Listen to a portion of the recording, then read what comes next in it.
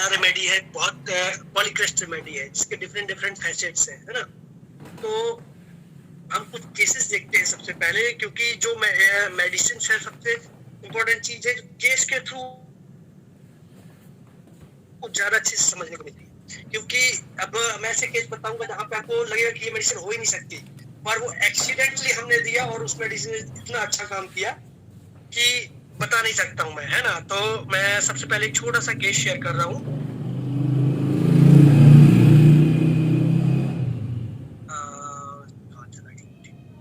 हाँ, मीटिंग चल रही है ना? यस सर, आप आराम से स्टार्ट करें। तो सबसे पहला ये केस है कि एक फीमेल पेशेंट का कॉल आता है मेरे पास।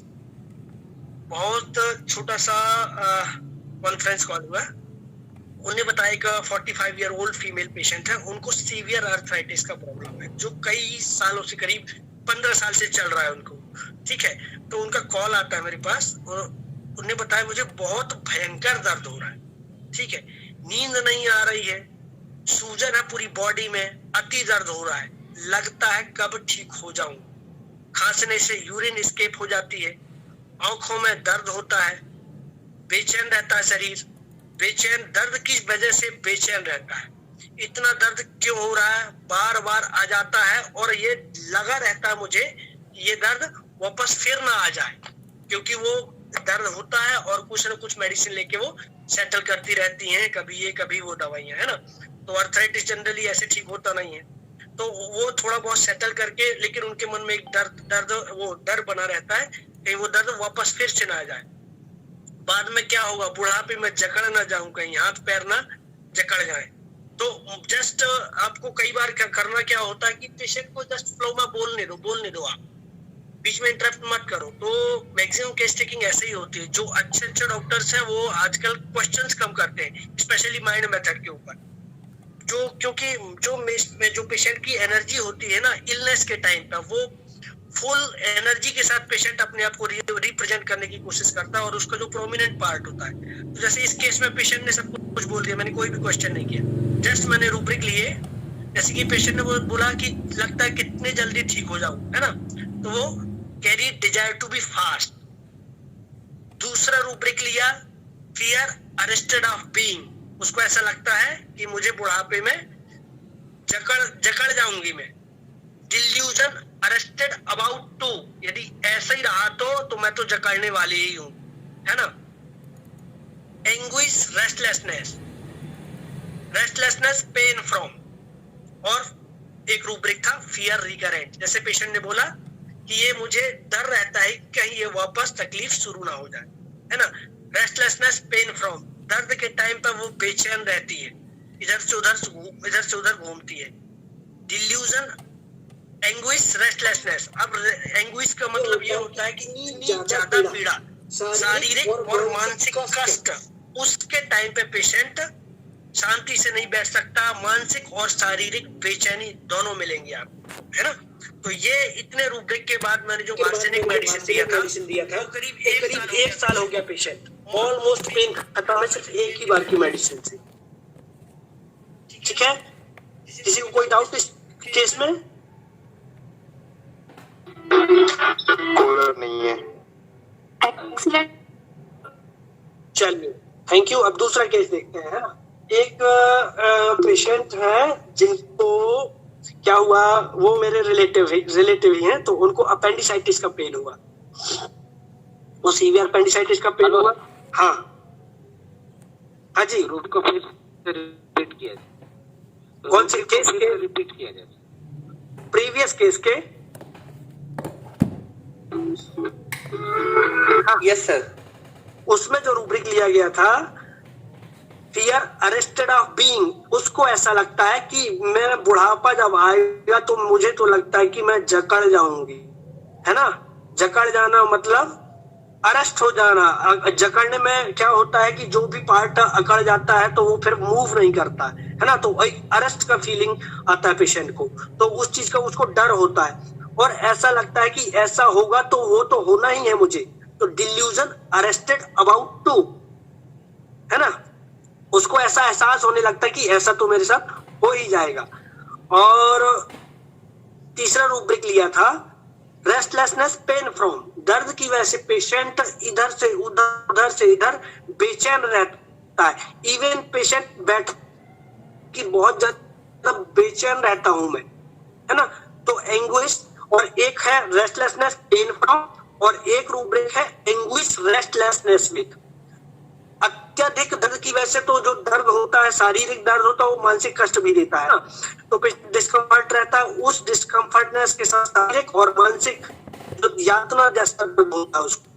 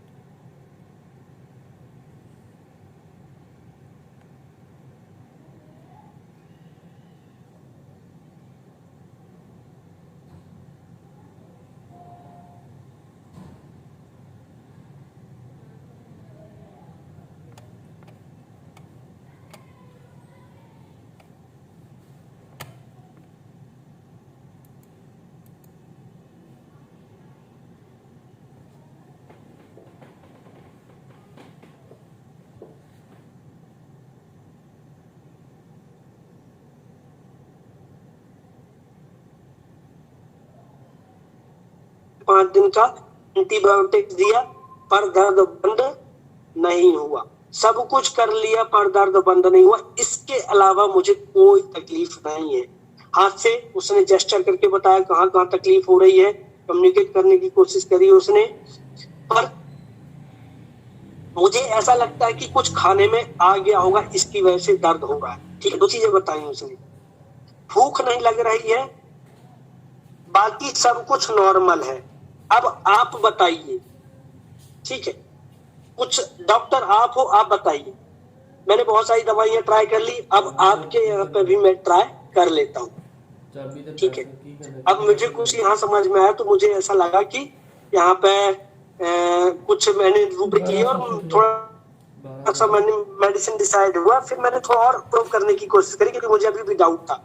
तो पेशेंट को मैंने और पूछा तो बोला कि और कुछ नहीं है, दवा के बाद रिलीफ नहीं हो रहा है। इतनी सारी दवाइयां खा ली, कम से कम रिलीफ तो होना चाहिए था ना। जहां पे एक बात समझ में आई मुझे, इतनी सारी मेडिसिन खाई, रिलीफ होना चाहिए। कितने दिन तक बेड पे पड़े रहेंगे, काम पे भी जाना है, कमाई बंद हो गई है, कमाई बंद हो जाएगी, रिलीफ तो मिलना चाहिए ना किसी भी मेडिसिन से, पर अभी तक कोई रिलीफ नहीं मिला। जैसे तैसे काम चल रहा है। मुझे इसके अलावा, फिर से उसने बोला, मुझे इसके अलावा शरीर में कोई भी तकलीफ नहीं है। बस यही उसका वर्जन था। और ये भी उसका यही। अब वो बैठे बैठे थोड़ी देर तक मैं मेडिसिन बना रहा था, तो उसने बोला कि ये मेरी फैमिली में, मुझे लगता है कि मेरी फैमिली में मम्मी को भी है, पापा को भी है, दादा को भी है और दादी को भी था, और एक अंकल को भी यही अपेंडिक्स का प्रॉब्लम है। तो मुझे लगता है कि ये कहीं कहीं ये जेनेटिक लग रहा है। अब मेरा प्रिस्क्रिप्शन थोड़ा सा और चेंज हो गया क्योंकि कुछ यहाँ पर थोड़ा सा हैप्जार्ड था, टोटलिटी प्रॉपर नहीं आ रही थी। तो मैंने फर्स्ट रूब्रिक लिया। जैसे पेशेंट ने बोला कि मुझे इतनी दवाई खाने के बाद रिलीफ तो होना चाहिए ना, तो मैंने फर्स्ट रूब्रिक लिया ऑब्जेक्टिव रीजनेबल, कि 7 से 8 दिन हो गए इतनी मेडिसिन खाने के बाद, ठीक तो होना चाहिए और ये प्रॉब्लम ठीक तो होना चाहिए। तो ऑब्जेक्टिव रीजनेबल फर्स्ट था। दूसरा रूब्रिक था प्रेजुडाइज्ड ट्रेडिशनल, ठीक है, फैमिली में खानदानी। और रूब्रिक और भी कुछ मेडिसिन मैंने रूब्रिक लिए थे। तो फर्स्ट में आर्सेनिक की थी, पूरे रूब्रिक कवर नहीं कर रही थी क्योंकि डिल्यूजन वेल उसमें बहुत कूट कूट के भरा हुआ था। डिल्यूजन वेल था, एंजाइटी डार्क था, लेकिन ये रूब्रिक पे आर्सेनिक नहीं है। लेकिन आर्सेनिक ऊपर के 3 रूब्रिक कवर किए और उसके ऊपर मैंने मेडिसिन दी उसको 30 पोटेंसी, ठीक है, 30 का यही डोज दिया और बाकी मैं उसको प्लेसिबो बना रहा था।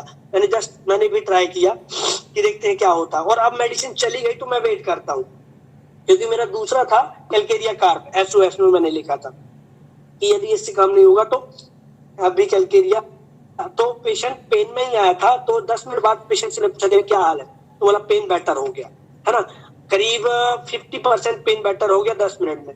और जाते जाते तक उसका पेन, फिर मैंने उसको कैलकेरिया कार्ब जो है मुझे लगा था कि कैलकेरिया कार्ब हो सकता है, तो वो जो मुझे लगा कि उतना ही रूब्रिक उसने कंफर्म कर लिए और आर्सेनिक मेडिसिन ही वो पेशेंट की थी। उसके बाद पेशेंट यहीं से पेन फ्री होके गया। करीब 2 महीने बाद वापस उसका रिलैप्स हुआ था एक बार, फिर मैंने उसको आर्सेनिक को वाटर डोज दिया था एक बार और आर्सेनिक को पानी में डाल के। तो आप ये मेरा प्रैक्टिकल एक्सपीरियंस और बहुत सारे डॉक्टर्स भी कर रहे हैं। बहुत ही इंटरेस्टिंग चीज है कि आपको यदि मेडिसिन देनी है फर्स्ट टाइम पे, तो जो भी मेडिसिन आप दे रहे हैं वो किसी भी पोटेंसी से स्टार्ट करेंगे आप तो डायरेक्टली दें आप, है ना, डायरेक्ट टंग पे। और उसके बाद जो नेक्स्ट आप मेडिसिन देते हैं तो वो नेक्स्ट पोटेंसी यदि आपको इंक्रीज करना है, नेक्स्ट प्रिस्क्रिप्शन देना है आपको सेम मेडिसिन का, तो वाटर डोज दीजिए क्योंकि वाटर डोज में मेडिसिन का same medicine but different action, है ना। तो कई बार जैसे कि अभी कई मैंने पेशेंट में यूज किया है कि वही मेडिसिन मैंने 30 पे दी, 30 पे कोई काम नहीं हुआ, लेकिन वही मेडिसिन पानी में दिया तो सेम मेडिसिन ने कभी काम नहीं किया और वही पानी में उसने काम किया। तो वाटर में डिसॉल्व करके उसको मेडिसिन मैंने पिलाई। उसके बाद से अभी 1 साल हो गया उसका अपेंडिसाइटिस वापस रिलैप्स नहीं हुआ, है ना। तो एक ये केस था, इसमें कोई डाउट किसी को? Hello sir. हेलो जी सर, ये वाटर डोसेस मतलब कितना पानी में आपने मिक्स करके दिया था? जैसे हमारे पास 30 ml का बोतल है ना, तो उस पर आप आधा बोतल भर लीजिए, उस पर 2 बूंद मेडिसिन का डालिए और उसको 10 स्ट्रोक दीजिए, 10 डाउनवर्ड स्ट्रोक दीजिए और उसको आधा या 1 ढक्कन उससे पिला दीजिए, बाकी छोड़ दीजिए। Okay sir.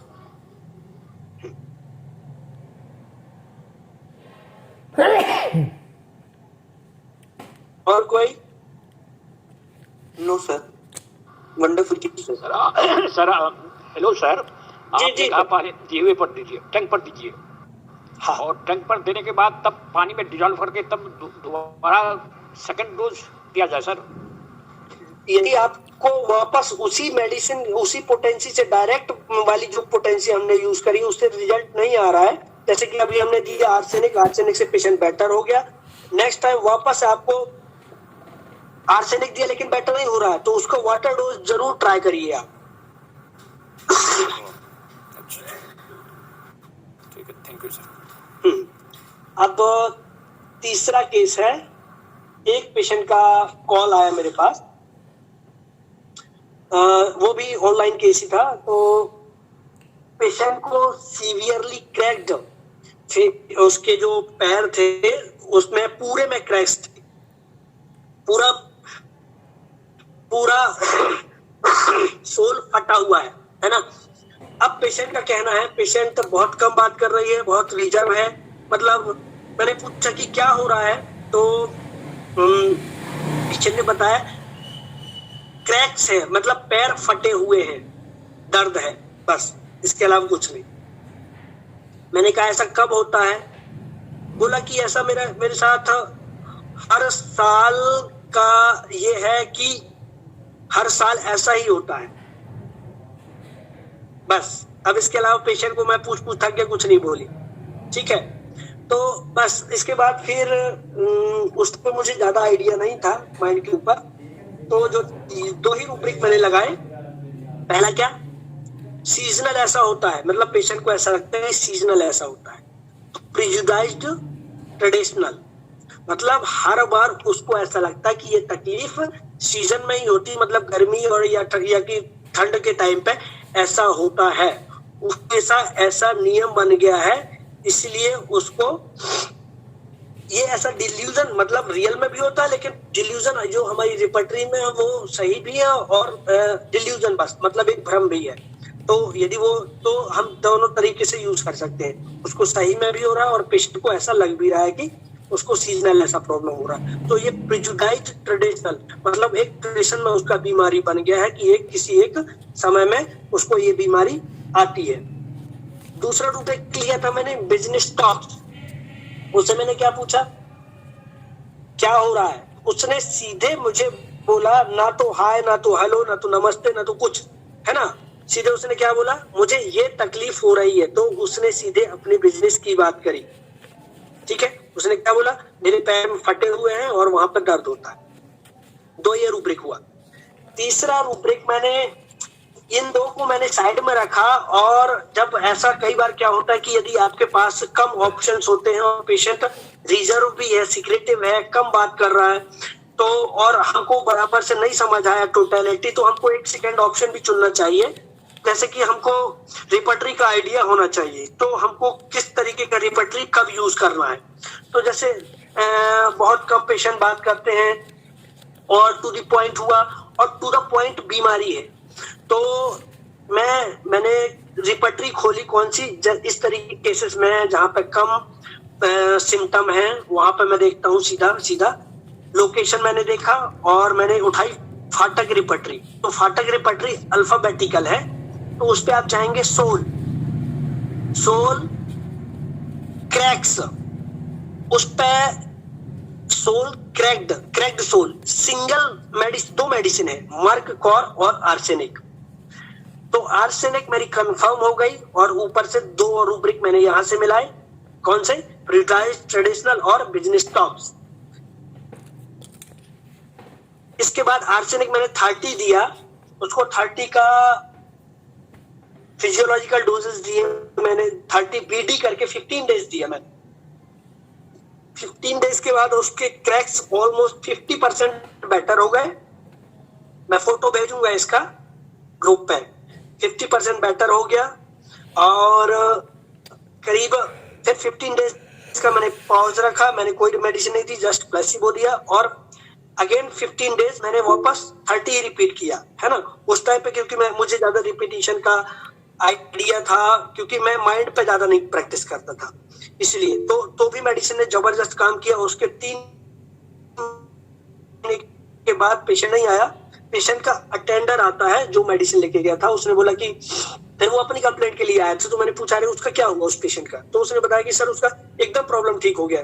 फिर उसने ही मुझे ये फोटो भेजी थी, है ना। तो एकदम पेशेंट रिकवर हो गया है टोटली, मतलब जैसे हमारे पैर हैं वैसे ही उसके पैर हो गए थे। तो ये केस था।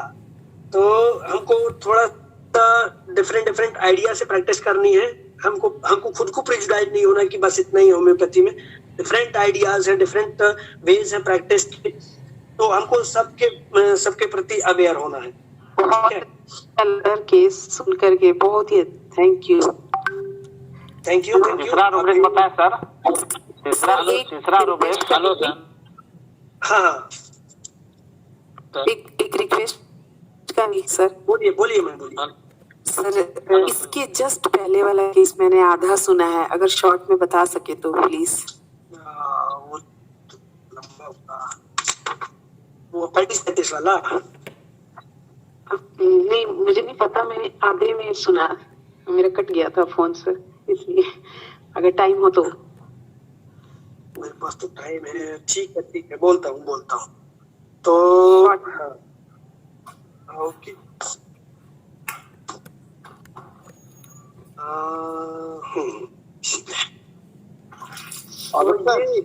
मैडम हाँ जी, आप जी अलग से बोल देंगे, है वो छोड़ दीजिए, मैडम को हम अलग से दे देंगे, आप सर आगे बढ़िए। ओके सर, रिकॉर्डिंग हो रहा तो अच्छा है सर, ठीक है, चलेगा। ओके सर, ओके, ठीक है, कोई बात नहीं जी। अब एक केस और शेयर करता हूँ। अभी जो पेशेंट है, अभी एक पेशेंट है, वो उनका भी ऑनलाइन केस ही था। Hello sir. हाँ जी, हाँ जी सर बोलिए। इसमें तीसरा रूल के बाद कौन लिया? बिजनेस टॉप लिया था, प्रेजुडाइज ट्रेडिशनल लिया था, और तीसरा उसको लोकेशन के हिसाब से मैंने उसको कंफर्म किया था। तो जो मैंने कई बार फाटक रिपर्टरी यूज करी है। फाटक रिपर्टरी बहुत शॉर्ट में है और अल्फाबेटिकल है, बहुत टू दी पॉइंट है वो रिपर्टरी। तो उसका मैंने सोल चैप्टर में गया, सोल एस से सोल निकाला, सोल क्रैक्ड सोल में 2 ही मेडिसिन है, आर्सेनिक और मर्क कॉर। तो मेरा वहां से मेडिसिन कंफर्म हो गया था और फिर मैंने आर्सेनिक दिया था इन पेशेंट को। अब तीसरा ये केस है, एक अस्थमा केस है, एक 50 ईयर ओल्ड फीमेल है ना। ये इनको मैंने फोन पे ही बात करी, इनके हस्बैंड रिकवर हुए थे स्किन प्रॉब्लम से, तो इनने कहा कि इनकी वाइफ को प्रॉब्लम है अस्थमा का। तो इनसे मैंने बात करी तो इनको कई सालों से अस्थमा का तकलीफ हो रहा है, करीब 4-5 साल हो गया। वो एक इनहेलर लेते हैं, हर बार एक इनहेलर डॉक्टर देता है तो वो सप्रेस हो जाता है कुछ टाइम के लिए और उनको वापस अस्थमा का प्रॉब्लम होता है। तो इनका भी वही कहना है कि मेरे को ये के साथ में उनको रिंगवर्म का प्रॉब्लम है, कई दिनों से 2-3 महीने से रिंगवर्म का प्रॉब्लम है जो मिट नहीं रही है। कई जगह की दवाई खा लिया डॉक्टर साहब, मिट नहीं रही है और कुछ नहीं हो रहा है मुझे। श्वास की दिक्कत है, श्वास बदरी में उखड़ती है। मतलब ये जो इनका लैंग्वेज है, रूरल एरिया का जो लैंग्वेज है, बदरी में मतलब बारिश के टाइम पे उसकी सांस उखड़ती है, छाती में दर्द होने लगता है, काम नहीं होता है, दाद मिट नहीं रही है, श्वास बन जाती है, ठीक है, हफरी चलती है, घुटन महसूस होती है, घुर सा लगता है पूरे टाइम पे, वीजिंग जो होता होगा उस पेशेंट को। गोली खाते रहते हैं तो दब जाता है, खुजली लगा है। हाँ, आपके पास एक बार वहीं आके दिखाएंगे, पर ये डॉक्टर साहब खुजली मिट नहीं रही है, आप कुछ ऐसा दीजिए जिससे मेरी ये खुजली मिट जाए। खुजाते कुछ खा नहीं पा रही हूँ, कुछ भी खाती हूँ तो ये तकलीफ बढ़ जाती है। सब्जी नहीं खाते हैं, सब्जी खाई तो खुजली ज्यादा होने लगती है, ठीक है, ये ठीक नहीं हो रही डॉक्टर साहब, इतने टाइम से मैं परेशान हो रही हूँ, इसको आप ठीक करिए। अब पेशेंट से इतना ही बात हुआ। अब पेशेंट के हस्बैंड से बात हुआ, घर में कोई नहीं है काम करने वाला, ठीक है, मुझे ही करना पड़ता है, लेकिन कैसे करूं मैं। अब पेशेंट के जो अटेंडर थे उनसे बात हुआ तो बोलती है, पेशेंट का अटेंडर बोलते हैं जब इनको सांस की तकलीफ पड़ती है, यहाँ से वहां से यहाँ, कुछ भी बड़बड़ाने लगते हैं, कुछ भी बात करने लगते हैं ये पेशेंट, ठीक है, और यहाँ से वहां, हे भगवान क्या होगा मेरा, ऐसा करके वो पेशेंट बोलने लगते हैं। तो मैंने कुछ रूब्रिक बनाए थे उनके। सबसे पहले तो वही एक रूब्रिक था मेरा, प्रेजुडाइज्ड ट्रेडिशनल, है ना। तो इसमें पेशेंट क्या होता है कि उसको वापस, जैसे इस पेशेंट को लगा कि मुझे हर बार बदरी में ही यही तकलीफ होती है, तो उसका ये ट्रेडिशन बन गया है कि ये तकलीफ बदरी में ही होती है। दूसरा, डिल्यूजन फायर विजन, उसको जलन हो रही है खुजली के टाइम पे। तीसरा रूब्रिक था रेस्टलेसनेस अस्थमा विथ, है ना, पेशेंट अस्थमैटिक कंप्लेंट के साथ इतना ज्यादा रेस्टलेस हो जाता है, यहाँ से वहां घूमता फिरता रहता, शांति चैन नहीं पड़ती उसको, है ना, डर की वजह से उसका रेस्टलेसनेस बढ़ जाता है। क्या होगा, तो restlessness asthma with carried desire to be carried, और है एक रूब्रिक और लिया था, शायद इतने में ही रेस्ट ऑफ है, वो आर्सेनिक आ गई थी, है ना। तो आर्सेनिक दिया उसको, सिर्फ एक ही बार का मेडिसिन दिया है, हाँ, एक ही बार मेडिसिन में उसको भेजा था। उसके बाद से पेशेंट का नेक्स्ट फॉलो अप था 15 दिन बाद का। सांस फूलना बंद हो गया है, खुजली भी काफी बेटर हो गई है। उसके बाद एक बार और मेडिसिन सिर्फ प्लेसिबो ही दिया था, उसके बाद उसको कोई प्रॉब्लम नहीं हुआ आज तक। करीब 6-8 महीने हो गया, वो पेशेंट एकदम बेटर है अभी, है ना। तो ये केस था, इसमें किसी को कोई डाउट? सर एक बार रूब्रिक रिपीट कर दीजिए। हाँ, इस केस में था रूब्रिक, फर्स्ट रूब्रिक लिया था रेस्टलेसनेस अस्थमा विथ, इसमें 4-5 ही मेडिसिन है ना।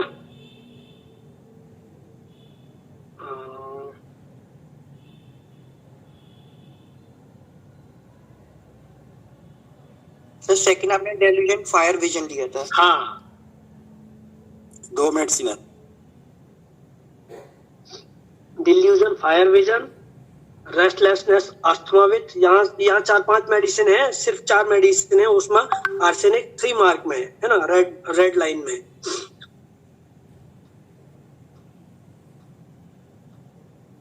और सर आपने किस हिसाब से लिया sir delusion fire? Delusion fire vision patient बोलता है कि जलन हो रही है, बहुत जलन हो रही है और बहुत खुजली होती है। तो रूब्रिक बहुत सारे बन सकते हैं, जैसे हर बात का रूब्रिक भी बनाएंगे तो भी मेडिसिन आनी वही है। जैसे बहुत ज्यादा खुजली हो रही, बहुत जलन हो रहा है, तो एक्स्ट्रा विगेंस हो सकता है एक रूब्रिक, है ना। और इतने दिनों से ठीक हो रही है, हर जगह की दवाई खा रही हूँ फिर भी ठीक नहीं हो रहा, मुझे तो ठीक होना है, फायर विजन हो गया, ठीक है।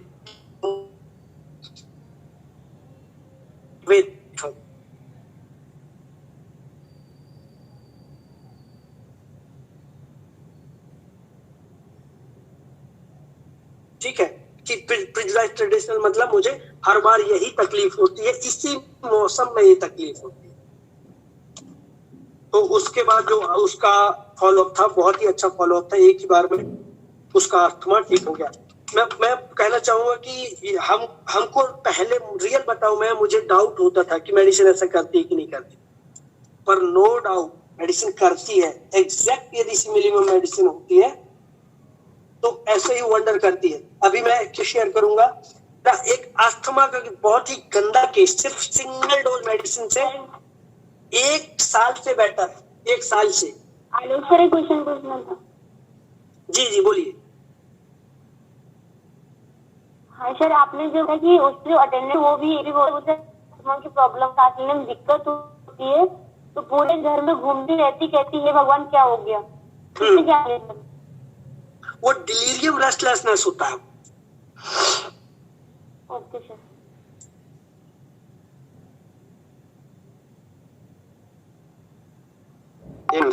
डायलॉजी इंजरी बीइंग सराउंडिंग बाय और प्रोजेक्शन ट्रांसलेशनल। हाँ, delusion injury injured being by surroundings, है ना। मैं यहाँ चला गया था, लेकेसिस का पेशेंट बहुत बोलता है ऐसा। मैं यहाँ चला गया था, वहां की ठंडी हवा लग गई, है ना, या मेरे आजू बाजू के जितने भी लोग हैं, जितने भी मेरे सबऑर्डिनेट हैं, बिल्कुल अच्छे नहीं है, मुझे बहुत टॉर्चर करते हैं, बहुत परेशान करते हैं, है ना। लेकेसिस पेशेंट की अपनी वो खासियत रहेगी, वो तकलीफ लेके आएगा, गले की तकलीफ, शोर थ्रोट रहेगा, ये यही बोलेगा कि मैंने यहाँ ऐसा कर लिया, मैंने वहां ऐसा कर लिया, वहां की ठंडी हवा लग गई, वहां का इन्वायरमेंट धूल डस्ट वाला था, इसकी वजह से मुझे ये तकलीफ हो गई है।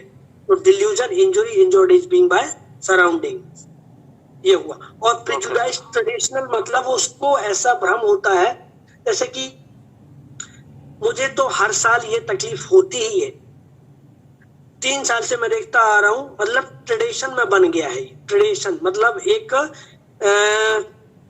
एक उसका कल्चर बन गया है कि हर साल ऐसा ही, जैसे कि हम ट्रेडिशन का मतलब होता है हमारे जैसे ट्रेडिशनल कोई फेस्टिवल है, कई सालों से चला आ रहा है ना। तो ऐसा पेशेंट को ऐसा लगता है कि उसकी जो बीमारी है सीजनल है, या इस सीजन में या इस मौसम में वो एक नियम बन गया है उसका, और वो उस नियम को रेगुलर फॉलो करती चली आ रही। ओके सर, ठीक है। अब एक केस और, हाँ, एक केस और है, उसको रीनल स्टोन का प्रॉब्लम जस्ट, है ना। अब वो पेशेंट का कॉल ही आता है मुझे, क्या बोलती है, डॉक्टर साहब पथरी की दवाई दे दीजिए, पथरी की दवाई दे दीजिए, बस पथरी की दवाई देना है। मैंने कहा और जल्दी ठीक होना है, क्योंकि उसको प्रेगनेंसी है 5 मंथ की, उसको बाद में उसको समस्या नहीं चाहिए, है ना, इसलिए वो अभी इससे निपटना चाहती है। बस हो गया केस, इतना ही था, है ना। उसको आर्सेनिक दिया, आर्सेनिक का प्रॉब्लम, आर्सेनिक से उसका प्रॉब्लम खत्म। तो business talks, carry desire to be fast, anxiety childrens about, है ना। तो बहुत यदि हम माइंड मेथड पर काम करते हैं ना, तो हमको बहुत दिमाग को ओपन रखना है और पेशेंट को ज्यादा बात नहीं करनी है। हाँ, वहां यदि आपको नहीं समझता है, कई बार ऐसा होता है कि पेशेंट ने बोल दिया 15 मिनट की केस टेकिंग, और उसके बाद का जो एंड रहता है वहां से पूरी मेडिसिन चेंज हो जाती है। कई बार तो मेरा जब मेडिसिन जाने के बाद चेंज होता है कि मुझे लगता है कि पूरा केस हो गया, पेशेंट कुछ ऐसा लास्ट में बोलता है कि पूरा केस ही बदल जाता है। अब एक और केस है, अभी केस आया जस्ट, उसको भी रीनल स्टोन है, 17 mm का रीनल स्टोन है ना। तो लास्ट ये केस था, बहुत शानदार केस है। इनके साथ क्या है, तीसरा रूब्रिक क्या बोले थे? Carry desire to be fast, जल्दी ठीक होना है, एंजाइटी चिल्ड्रन अबाउट। अब उसको प्रेगनेंसी है ना, बच्चे का टेंशन है उसको कि उसको कोई नुकसान ना हो बाद में, इसलिए उसने नहीं बोला, बस जस्ट मैंने पेशेंट को तो उतना ही वर्जन था, उसको बिजनेस टॉक्स उसने बोला कि मुझे पथरी की दवाई चाहिए बस, और carry desire to be carried fast.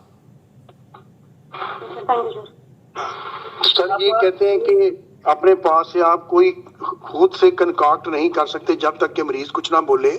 तो आपने खुद से ये लिया ना कि एंजाइटी चिल्ड्रन अबाउट, आपने खुद भी फरमाया कि उसने नहीं बोला, तो इस बारे में फरमाइए। हाँ, उसके सबकॉन्शियस माइंड को भी देखना है ना अपन को। पेशेंट कई बार बहुत सारी चीजें बोलता है, कई बार नहीं बोलता है, वो हमको ही समझना होता है। चलो ये क्लियर हो गया कि हम खुद से भी कुछ कर सकते हैं। ठीक है, थैंक यू। बिल्कुल बिल्कुल बिल्कुल बिल्कुल, हाँ थैंक यू। अब ये पेशेंट है, ये पेशेंट आया मेरे पास अभी, देखिए इनने यूएसजी कराया, एक तो एक्सीडेंटली इनके स्टोन निकल के आए, कितने, एक 17 mm का, एक 11 mm का, करीब 7 स्टोन है दोनों पथरी, दोनों किडनी में, ठीक है। अब इनका वर्जन क्या है, अभी केस शुरू किया है मैंने, पर इनका वर्जन देखिए, तकलीफ कुछ नहीं है, यूएसजी कराया तो ये एक्सीडेंटली आ गया। पेशेंट आर्सेनिक का पेशेंट जो होता है ना, अब माइंड मेथड पे हम प्रैक्टिस कर रहे हैं तो वो पेशेंट कैसे भी हो सकता है, लेकिन जो हमारा मटीरिया मेडिका कहता है, तो हमको मटीरिया मेडिका में हमको बिल्कुल प्रिजुडाइज नहीं होना है कि उनने वैसे ही कहा है तो आपको वैसा ही पेशेंट मिलेगा। आर्सेनिक का पेशेंट बिल्कुल डर्टी भी हो सकता है ना। कोई भी पेशेंट का जनरल स्टेट, करंट स्टेट आपको देखना है कि वो पेशेंट कैसा है, ठीक है। तो ये पेशेंट कैसे है, एकदम neatly clean dressed, well dressed, well maintained, है ना, एकदम मतलब एक्सक्लूसिव टू इस तरीके का जो पर्सनालिटी था वैसे ही, है ना, टिप टॉप। तो आर्सेनिक में होता है टिप टॉप बंदा। ये पेशेंट आए, लोग होम्योपैथी इतना करा रहे हैं इसलिए मुझे ऑपरेशन नहीं कराना है। तो मैंने कहा कि आपको कैसे, क्या आइडिया होम्योपैथी के बारे में? लोग, मैंने पहले भी होम्योपैथी खाई है और होम्योपैथी से मैंने बहुत अच्छे रिजल्ट देखे हैं, इसलिए मैं होम्योपैथी चूज करना चाहती हूँ। मैंने अपने लिए भी लिया है और अपने बेटे के लिए भी लिया था 2.5 साल पहले, उसके बाल झड़ गए थे, वो आ गए होम्योपैथी से। तो होम्योपैथी में रिजल्ट मिलता है, इसीलिए मैं आपके पास आई हूँ। तो मैंने कहा अभी क्या दिक्कत है? बोला अभी कोई दिक्कत नहीं है, है ना, अभी कोई दिक्कत नहीं है, लेकिन मुझे लास्ट टाइम जब मैंने ऑपरेट कराया था तो बहुत जबरदस्त दर्द हुआ है, और उस दर्द को मैं एक्सप्लेन नहीं कर सकती कितना दर्द हुआ है मुझे, है ना। और ऊपर से पथरी का जो दर्द होता है ना, मुझे पता है कितना भयंकर असहनीय पीड़ा होती है, अनबियरेबल पेन होता है ना। तो वो ओटी का एक्सपीरियंस मुझे है, इसलिए मैं वापस उस ओटी की तरफ नहीं जाना चाहती हूँ, इसलिए मुझे ऑपरेशन नहीं कराना है, इसलिए मुझे होम्योपैथी चूज करनी है और होम्योपैथी से ठीक होना है। बस इतना ही सही केस था।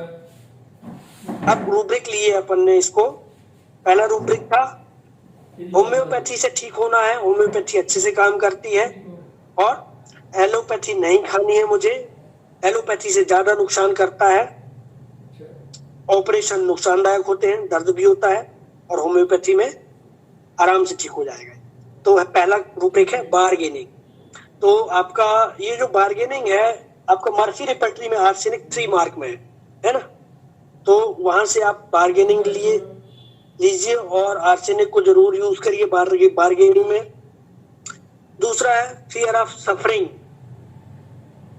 है ना, उसको बाद में ऑपरेशन की बाद भी बहुत सारी समस्याएं होती है, परेशानियां होती है ना, ये मुझे ऑपरेशन नहीं कराना है। Fear of suffering, fear of ordeal, सबसे इंपॉर्टेंट चीज है फियर ऑफ ऑर्डियल। उसने इतना ज्यादा दर्द सहा है, मतलब एक यातना की तरह उसने दर्द सहा है, पीड़ा जो इतनी ज्यादा थी कि बार बार वो दर्द को बोल रही थी, फियर ऑफ पेन। और चौथा रूब्रिक था ऑब्जेक्टिव रीजनेबल, क्यों वो होम्योपैथी चूज करना चाहती, और उसने अपने ऊपर ट्राई किया और उसने रिजल्ट पाया, अपने बच्चे को भी देखा और रिजल्ट पाया है, इसलिए उसका यहाँ आना ऑब्जेक्टिव रीजनेबल था कि वो होम्योपैथी अच्छा काम करती है, मैंने देखा है, इसलिए वो वापस होम्योपैथी लेना चाहती है। तो इस रूब्रिक के इन मेडिसिन के इन रूब्रिक के ऊपर सिंगल मेडिसिन थी आर्सेनिक, वो आर्सेनिक। तो अभी नहीं पता कि रिजल्ट क्या आने वाला है, तो अभी 4-5 दिन ही हुआ उसको मेडिसिन लगी, है ना, तो देखते हैं। तो ये मेरे कुछ केसेस थे आर्सेनिक के। और आर्सेनिक पेशेंट कई बार ऐसे बोलेगा आपको, आप पूछेंगे क्या तकलीफ हो रही, तो बोलेगा दर्द है ना। तो दर्द, आप इसको बिजनेस टॉक्स भी लीजिए, क्या बोला उसने, दर्द है। एग्जैक्टिंग टू, उसको आप बोलिए क्या हो रहा है, उसको नहीं, दुनियादारी से कोई लेना देना नहीं है। सबसे ज्यादा इस तरीके के जो वर्जन यूज करेंगे गांव खड़े के लोग, जिनको ज्यादा बात करना नहीं आता, नाइफ टाइप के लोग, वो सिंपल बोलेंगे उनको क्या तकलीफ हो रही, दर्द है। तो एग्जैक्टिंग टू, उनको क्या हो रहा है, वही हो रहा है ना, दर्द। तो वो दर्द हो रहा है, इतना हो रहा है, उतना हो रहा है, वो भी नहीं बोलेंगे, है ना, दर्द। तो एग्जैक्टिंग टू एक रूब्रिक है। प्रॉपर टू, वो घुमा फिरा के कोई बात नहीं करने वाले, प्रॉपर टू द पॉइंट बात करने वाले लोग होते हैं, है ना। तो ये आर्सेनिक के केसेस थे। हाँ, अभी एक पेशेंट और आया, उसको भी प्रेगनेंसी का नोजिया हो रहा था परसों 3-4 दिन पहले। डॉक्टर साहब, मुझे लगता है कि होम्योपैथी जल्दी काम नहीं करती, इसलिए मैं होम्योपैथी की तरफ नहीं भागती हूँ। 1-2 बार मैंने देखा है कि होम्योपैथी जल्दी काम नहीं करती, है ना। तो अभी भी वो क्या है, प्रिजुडाइज्ड है वो पेशेंट, ठीक है। वो होम्योपैथी जरूरी थोड़ी है कि हर बार काम नहीं करती तो इस बार काम नहीं करेगी, ठीक है। उसको तो वापस प्रिजुडाइज लिया, और वो क्या चाहती है, carried desire to be carried fast, वो जल्दी ठीक होना चाहती है। तो उसको भी carried desire to be carried fast और प्रिजुडाइज देने के बाद आर्सेनिक का सिंगल डोज 30 का दिया। उसका पेट दर्द और नोजिएटिंग और 2-3-4 कंप्लेंट लेके आई थी, वो उसी दिन उसको दूसरे दिन से उसका बेहतर हो गया। अभी थोड़ा सा एलर्जिक है, एलर्जिक वाटर डोज दिया तो उसका एलर्जी भी ऑलमोस्ट बेटर हो गया। जो छींक आना, सर्दी होना, नाक से पानी आना, तो आर्सेनिक का वाटर डोज देने के बाद अब वो उस कंप्लेंट के लिए भी इम्प्रूव। तो अब हम आर्सेनिक का कुछ जनरल चीजें देखते हैं कि आर्सेनिक की पर्सनालिटी कैसी होती है। तो आर्सेनिक का जो कुछ होता है ना, जैसे कि हर मेडिसिन नहीं, हम एक पर्सन की बात करें, क्योंकि मेडिसिन बाद में पर्सन पहले, इंसान पहले आया, उसके ऊपर प्रूव नहीं हुआ, बाद में मेडिसिन आई है, राइट। तो जो हमारी मेडिसिन का जो एक पर्सन का जो एवोल्यूशन होता है, सबका साइकोलॉजिकल एवोल्यूशन होता है, सबका एक स्टाइल होता है डेवलप होने का। तो वो सिंस चाइल्डहुड, सिंस प्रेगनेंसी, वहां से शुरू हो जाता है। तो जो आर्सेनिक पर्सनालिटी होती है ना, anal retentive type of personality है। इसका मतलब ये है कि एनल रिटेंशन, ये सिग्मोइड फ्लूइड का जो साइकोडायनेमिक्स है ना, वहां से इसको हम देखते हैं। तो सिग्मोइड जो थ्योरी है, आर्सेनिक को anal retentive type of personality बताए। इस हम जब oral fixation, oral stage, anal stage, ये तो वहां पे होता क्या है कि जो बच्चे होते हैं उनको हम टॉयलेट ट्रेनिंग देना शुरू करते हैं, ठीक है। तो बच्चों के साथ क्या होता है, हर बच्चा एक सा नहीं होता है ना, वो खुद का एक उसका पर्सनालिटी होता है। तो अब यदि कार्सिनोसिन का फादर हुए, कार्सिनोसिन की मदर हुई, तो स्ट्रांगली स्ट्रिक्ट डिसिप्लिन इस तरीके की मदर होगी, तो अब बच्चा को 3 साल से पहले ही उस बच्चे को ट्रेनिंग देना शुरू हो जाता है। क्या? Toilet training. उसमें क्या बताया जाता है कि आपको पॉटी वहीं करनी है, टॉयलेट में करना, मतलब टॉयलेट में करना, इसके अलावा और कहीं नहीं करना है। अब बच्चा है, कहीं पे भी उसको मोशन आया, तो जो आर्सेनिक का बंदा होगा वो कहीं और मोशन नहीं करेगा, उसको इतना डर रहता है, वो इतना ज्यादा ऑब्सेस्ड। अब यहाँ से उसका ऑब्सेशन शुरू होता है, क्योंकि वो आर्सेनिक टाइप की पर्सनालिटी है। सल्फर है, फ्रिवलस, उसको कोई फर्क नहीं पड़ता, वो कहीं पे भी कर देगा, है ना। और भी इस तरीके के बंदे हैं, मर्कसोल हो गए, कैमोमिला हो गए, कोई खास फर्क नहीं पड़ता, ये कहीं पे भी करेंगे। लेकिन जो आर्सेनिक पर्सनालिटी होती है, यहाँ से शुरू होती है, वो ऑब्सेस्ड हो जाएंगे कि मुझे वही करना है। अब जब मुझे वही करना है तो कहीं और नहीं कर सकता, तो वहां से शुरू होता है उसका कंट्रोल, है ना। तो अब आर्सेनिक जो पर्सनालिटी होती है, ऑब्सेस्ड होती है, बहुत कंट्रोल्ड होती है, बहुत मेटिकुलस होते हैं लोग, है ना। तो यहाँ से उसका retentive, anal retentive kind of personality शुरू होता है। वहां से उसका शुरू होता है परफेक्शनिस्ट। अब यहाँ से उसकी जो, क्योंकि मुझे वही करना है ना, rest can not, things are not in the proper place.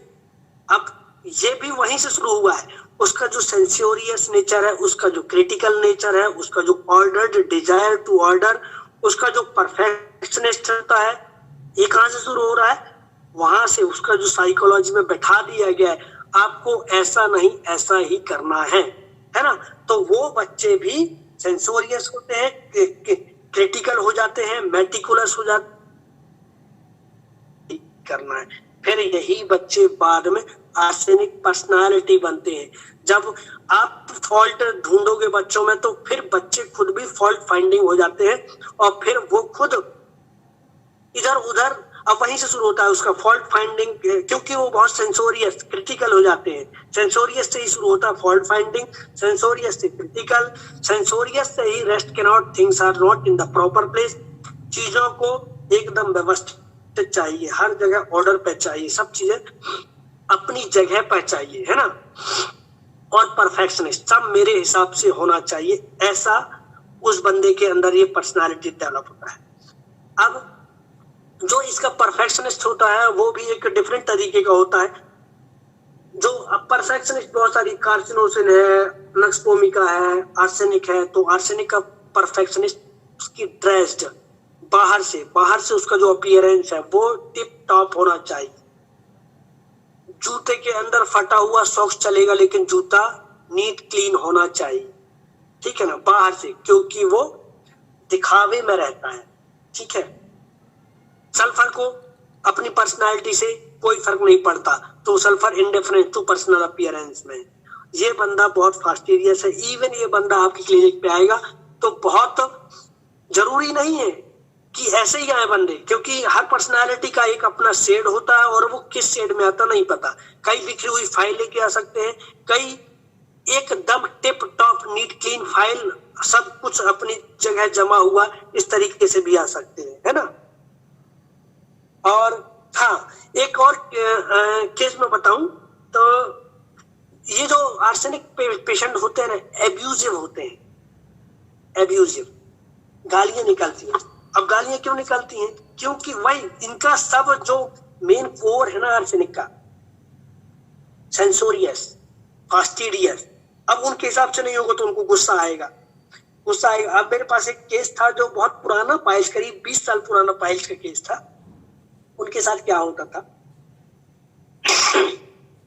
करीब 80-90% बेटर है वो, ठीक है, लेकिन डॉक्टर साहब अभी वो उतना छोटा सा मस्सा है ना, वो ठीक नहीं हो रहा है, उसके लिए मुझे दवाई लेनी है, ठीक है। तो ये क्या हुआ, रेस्ट के not, things are not in the proper place. जब तक वो उसको ठीक नहीं कर लेगा तब तक वो बंदा चैन से नहीं बैठेगा। तो इस दो आर्सेनिक है, different different shades and different ideas है, डिफरेंट टाइप की पर्सनालिटी मिलेगी। अब पेशेंट किस फॉर्म में आता है आपके पास, है ना, इसके बहुत सारे नेगेटिव शेड्स हैं, बहुत सारे इसके पॉजिटिव शेड्स हैं। कई बार अब ये नेगेटिव रेस्ट के नॉट थिंग्स में कई बार पेशेंट को ये लगेगा कि ये चीजें बराबर व्यवस्थित नहीं है तो करना, घर का कोई काम बराबर नहीं हो तो वो करना है, बच्चों अब ये एंजाइटी चिल्ड्रंस अबाउट में भी है ना, तो वो उनके बच्चों का ये नहीं हुआ, उसका ये नहीं हुआ, उसका ये नहीं हुआ, तब तक वो चैन से नहीं बैठता। अब इसी चक्कर में वो एंजाइटी में रहता है और एंजाइटी की वजह से वो driving from place to place, क्योंकि उस चीजों को बराबर व्यवस्थित करना है, जो चीजें उसकी गड़बड़, उसके सराउंडिंग्स में गड़बड़ चल रहा है, जिसके लिए वो अवेयर है, उसको ठीक करने के लिए वो इधर से उधर घूमता फिरता रहता है। इसलिए वो कहाँ चला गया, anxiety driving from place to place, है ना, चीजों को सेटल करने के लिए वो लगा रहता है, ठीक है। अब आगे चलते हैं तो जैसे कि ये बंदे होते हैं, हाँ मैं केस की बात कर रहा था, तो वो उस बंदे को 20 साल पुराना पाइल, उसको साला ये ठीक नहीं हो रहा, साला, है ना, बहुत दर्द होता है, साला कई दिनों से ठीक नहीं हो रहा। जो साला वर्ड यूज करते हैं कई बार पेशेंट, तो उसका चिड़चिड़ाहट होती है, irritability, pain during, anger, pain about, है ना, बहुत गुस्सा आता है डॉक्टर साहब, है ना, लगता है कितने जल्दी ये दर्द ठीक हो जाए, चिड़चिड़ापन होता है, तो एंगर, पेन अबाउट और irritability, pain during, abusive, pain with, ये सब रूब्रिक आर्सेनिक में मिलेंगे। और एक बहुत इंपॉर्टेंट रूब्रिक है इसका, मोरल फीलिंग वांट ऑफ, इसके कुछ नेगेटिव रूब्रिक्स में बता रहा हूं। Moral feeling want of criminal without remorse disposition to become आ, इसमें शायद 2 मेडिसिन ही है, लाइको भी है और आर्सेनिक भी है। तो मोरल फीलिंग वांट ऑफ, जैसे कि अब आप इसको इस रूब्रिक से जोड़िए, बाइटिंग टम्बलर, घर में किसी को तकलीफ हो गया, ठीक है, किसी हस्बैंड को बुखार चढ़ रहा है, 1 हफ्ते हो गया, अब वो ठीक नहीं हो रहा है। अब ये पेशेंट क्या करेगा, अपनी वाइफ के साथ रात भर जगाएगा, पैरों में दर्द है, रात भर मेरे पैर की मालिश करो, ठीक है, करते रहो, सुबह तक करते रहो, उसको कोई फर्क नहीं पड़ता, वो नहीं कहेगा कि आप सो जाओ, ठीक है। वही जो उसको नर्चरिंग कर रहा है, उसी पेशेंट को, उसी को वो बाइट करने की कोशिश में लगा हुआ, उसी को खा रहा है, उसी को निचोड़ रहा है ना, तो ये बंदे होते हैं बाइटिंग टम्बलर। अब उसी से जुड़ा हुआ रूब्रिक है मोरल फीलिंग वांट ऑफ। अब ये जब बाइटिंग टम्बलर में है तो क्यों, ये इसीलिए है क्योंकि मोरल नहीं है इनके पास अफेक्शनेट भी है कहीं पर, वो दूसरा शेड हुआ। इनको इतनी सिंपैथी नहीं है कि लोग, इतनी मोरल नहीं है कि मैं दिन रात भर से पैर दबा रहा हूँ, वाइफ से मालिश करवा रहा हूँ, उनको रिमोर्स भी नहीं होता, उनको कोई पछतावा नहीं है ना, क्योंकि उनके पास कोई मोरल सी नहीं है। और मोरल फीलिंग इस लेवल की है क्योंकि वो क्रूएलिटी में भी है, आर्सेनिक कहीं अफेक्शनेट में भी तो कहीं क्रूएलिटी में भी है, तो कुछ बंदे आपको क्रूएलिटी में मिलेंगे, ठीक है। तो वो क्रूएलिटी की cruelty, malicious, selfishness, sensitive to want of sensitiveness, मतलब उनको किसी की कदर नहीं होती, किसी के लिए उनके पास कोई खास संवेदनशीलता नहीं होती, इसलिए वो moral feeling, want of criminal without, मतलब क्रिमिनल की करते, इतने क्रूर होते हैं लोग, है ना। और remorse disposition to become without remorse disposition to become, मतलब इस तरीके के लोगों को कभी पछतावा नहीं होता, इनके डिस्पोजिशन में कभी पछतावा जैसी कोई जगह ही नहीं है। ठीक है, समझना ये रूब्रिक अच्छे से। जी सर। हाँ, अब और तो देखते हैं, एवरेज होते हैं ये, इनके जीवन में पैसा सबसे इंपॉर्टेंट चीज है, ये एवरेज होंगे, इनके कोर देखिए, एवरेज होगा बंदा तो फिजूल खर्ची नहीं करेगा, जैसे नक्सबोमिका का बंदा कर देता है, वो स्क्वेंडरिंग में है, नक्सबोमिका एवरेज में है, फिजूल खर्ची नहीं करेगा, जोड़ के रखेगा, पैसा जोड़ के रखने वाला है। और क्योंकि इसकी desire, full of desire, greedy है ये बंदा, ग्रीड में है इसलिए एवरेज है, सब कुछ रखने वाला है। अब बंदे को जब इसके साथ समस्या होती है, क्योंकि भविष्य में काम आएगा, तो जोड़ के रखने वाला बंदा है, और एवरेज और ग्रीडी होने की वजह से, ग्रेडी होने की वजह से डिजायर, फुल ऑफ डिजायर में, बहुत सारी, ये भी हो जाए, वो भी हो जाए, ये भी मिल जाए, वो भी मिल जाए, है ना, ये सब इसके दिमाग पे चलता रहता। Desire, full of desire, more than she need, जितनी जरूरत है उससे ज्यादा। कई आपके पास पेशेंट आएंगे, आपको 1 किलोमीटर चलना है, आपका वजन ज्यादा है, डॉक्टर बोलेगा आपको 1 किलोमीटर चलना है, डॉक्टर साहब मैं तो 10 किलोमीटर चल रही हूँ जब से आपने बोला है ना, 10 किलोमीटर चल रही हूँ, मुझे लगता है कि इससे ज्यादा फायदा होगा। तो desire, full of desire, more than she need, जितनी जरूरत है उससे ज्यादा दौड़ लगाया हुआ ये पेशेंट, है ना। Work more then is good for health, ये रूब्रिक है डायरेक्ट। वो कई बार आपको पेशेंट बोले कि डॉक्टर साहब मैं तो 10 किलोमीटर चलती हूँ, क्योंकि एंजाइटी हेल्थ अबाउट में है, और इतना ज्यादा हेल्थ एंजाइटी में है कि work more than she good for health, जितनी जरूरत नहीं उससे ज्यादा दौड़ लगाई हो तो उनसे ज्यादा और वो बीमार पड़ता है। अब एवरेज और ग्रेडी होने की वजह से वो बहुत ज्यादा बंदा, और ambition increase for money matter, उनको मनी, तो बंदा एम्बिशियस है, करेजियस है, एवरेज है, ग्रेडी है, इसकी वजह से उसके पास बहुत पैसा आता है। अब जब पैसा आ गया बंदे के पास, तब उसको दिक्कत भी खड़ी होगी ना भाई, जिसके पास पैसा है उसी को डर होगा, काय का, फियर ऑफ थीव्स, है ना, थीव्स, चोरी का डर, फियर ऑफ रॉबर्स का डर, इवन उसको तो इतना भी सस्पिशियस होता है, घर के लोग उसका पैसा ना उड़ा ले, घर के लोग उसका पैसा ना चुरा रहे, इसलिए उसको फिर ये इस तरीके से डर पैदा होते हैं। अब पेशेंट को एक रूब्रिक है इसका, ग्रीडी जैसे हमने देखा है ना, डिक्टेटोरियल होता है।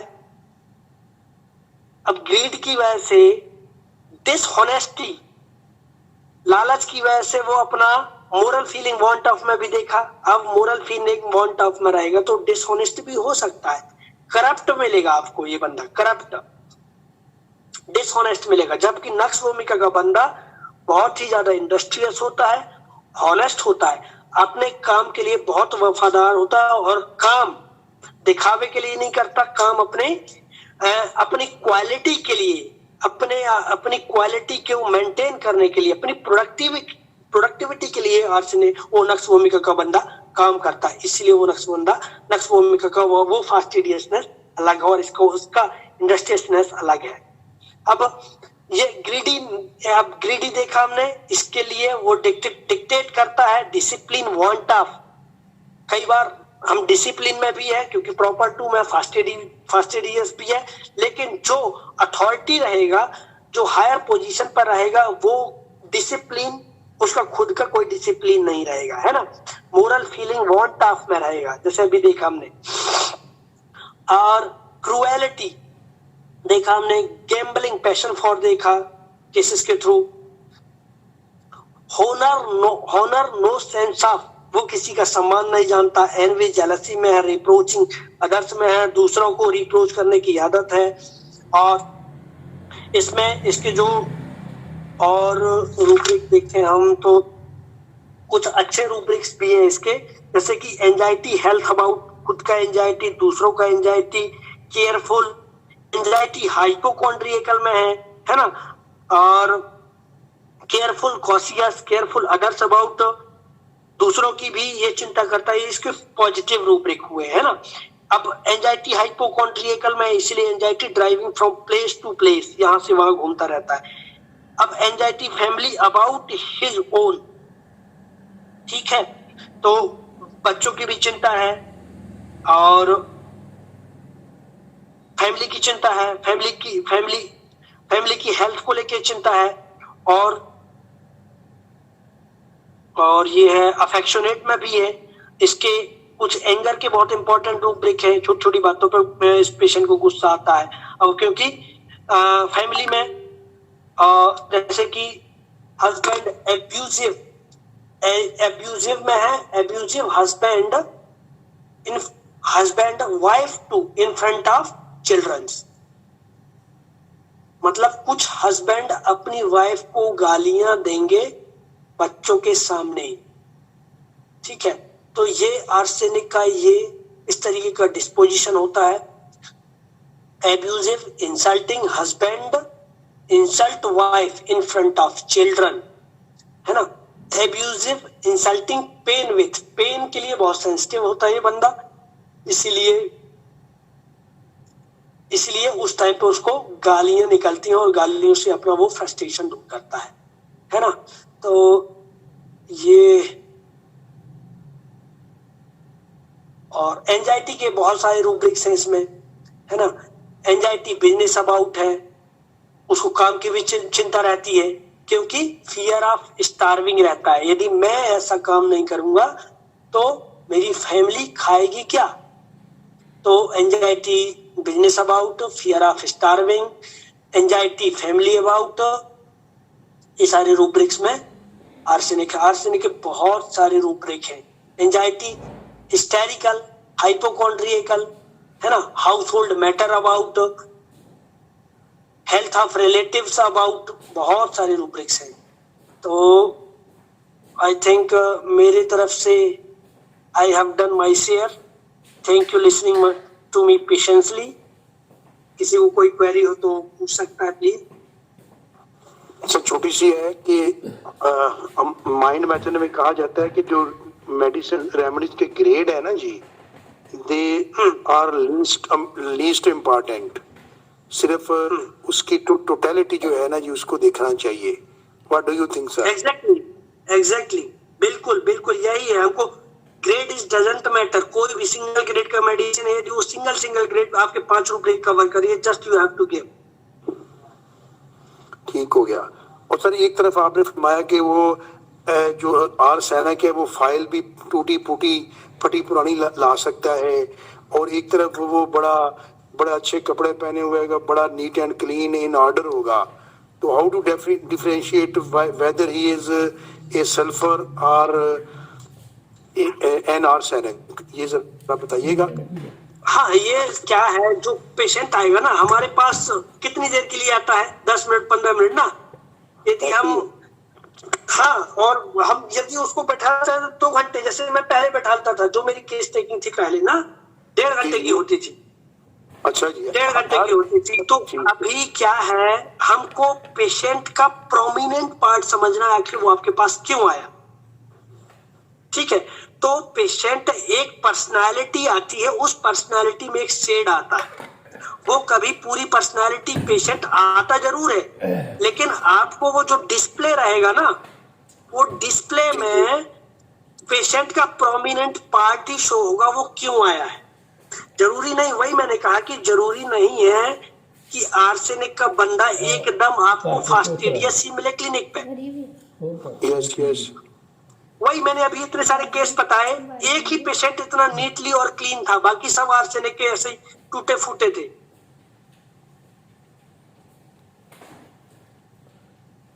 लेकिन फिर भी आर्सेनिक ने काम किया। पॉलीक्रेस्टोमेडी है, बहुत बड़ी बड़ी रेमेडी है ना। कोई एक पेशेंट किसी भी मेडिसिन का किसी भी टाइम पर हो सकता है।